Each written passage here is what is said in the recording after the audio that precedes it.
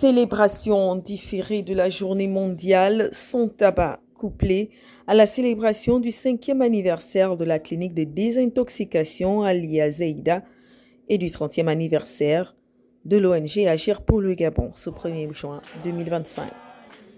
Instituée en 1988, la journée mondiale sans tabac, célébrée cette année sous le thème « Levant le masque », a surtout pour objectif de sensibiliser la population aux dangers causés par le tabagisme.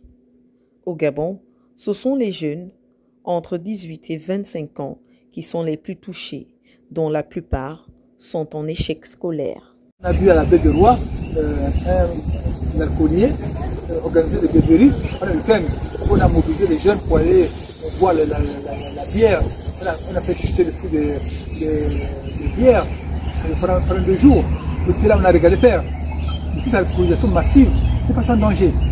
Pas sans danger parce que ce sont les jeunes qui vont prendre l'habitude de consommer l'alcool, qui vont devenir addicts. Il y a plus l'addiction à l'alcool. C'est ça le crack, le tramadol, et on va dire qu'ils sont violents, c'est le bois voyou. Nous, les autorités, on les a conduits, on les a encouragés à devenir des bandits en encourageant leur alcoolisation, leur consommation abusive.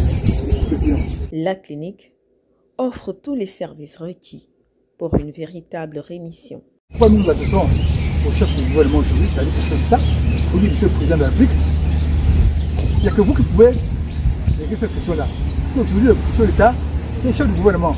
Donc, les ministres peuvent être ce que l'on peut imaginer, par exemple, les conflits d'intérêts, la corruption ambiante, tout ça. Un ministre peut sortir de piste.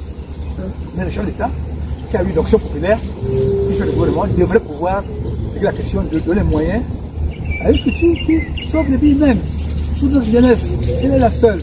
Le président fondateur de l'ONG Agir pour le Gabon et la clinique de désintoxication Ali Zeïda, le docteur addictologue Alphonse Lemalouga, ne ménage aucun effort pour lutter contre la consommation des stupéfiants, surtout en milieu jeune, depuis plus de 30 ans.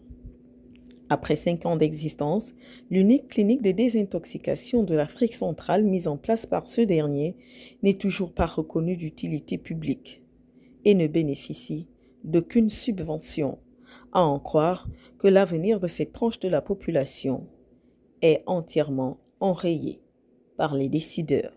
En 5 ans d'existence, notre structure, notre clinique n'a pas été reconnue du public. C'est là où je vous ai dit en préliminaire que pendant le régime du PDG, le dernier ministre de la Santé, Gal Bongo, avait posé comme condition que nous puissions, que j'ai plus être PDGiste, que le gouvernement puisse reconnaître du public ma clinique. Bon, j'avais des offres, mais après le coup d'État, après l'avènement de la transition, j'avais espéré que les choses iraient mieux. Or, il faut se reconnaître que depuis 18 mois, le dossier notre dossier de demande du public, de connaissance du suivi, c'est sur le bureau du ministre de la Santé, rien n'a bougé. Et nous avons interpellé, demandé à être reçu par le chef de l'État, et jamais cette audience n'a prospéré. La consommation des stupéfiants est à l'origine de plusieurs maux dans la société et ses origines sont diverses, ce qui implique toutes les composantes d'une nation. Famille, État, société civile se doivent de travailler main dans la main pour réduire ce fléau, car la volonté seule ne suffit pas, mais un accompagnement et un suivi sont nécessaires. Au Gabon, de véritables mesures restrictives ne sont pas encore prises. La clinique Ali Zeïda, qui a bien pris ses marques, offre des services de qualité, mais hélas, en proie à moult difficultés. Capacité d'accueil, main-d'œuvre.